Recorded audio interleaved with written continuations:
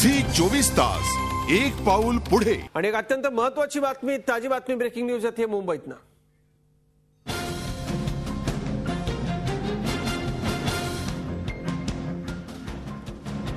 अत्यंत भरधाव वेगात असणाऱ्या एका कारच्या धडकेमध्ये कर्तव्यावरती असलेल्या पोलिसाचा मृत्यू झालाय। मुंबईमधल्या वांद्रे रेक्लेमेशन परिसरात ही घटना घडली। अपघातात 4 जण जखमी झालेत। कार चालकाला अटक करण्यात आलेली आहे। भरधाव कारच्या धडकेमध्ये कर्तव्यावरती असलेल्या पोलिसाचा मृत्यू झालाय। मुंबई ही अशा घटनांची देखील राजधानी झालेली आहे।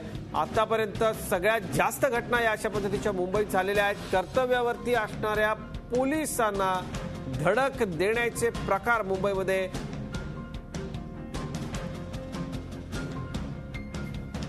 अशा पद्धतीच्या घटना आतापर्यंत सगळ्यात जास्त मुंबईमध्ये घडल्या। देवेंद्र कोल्हटकर आमचे प्रतिनिधी आपल्याबरोबर आहेत। देवेंद्र, होंडा सिटी ही आलिशान कार होती, नेमका काय निष्पन्न झालंय तपासामध्ये? मद्यपान केलेलं होतं का या कार चालकानं? नेमका ताबा सुटला कसा गाडीवरचा?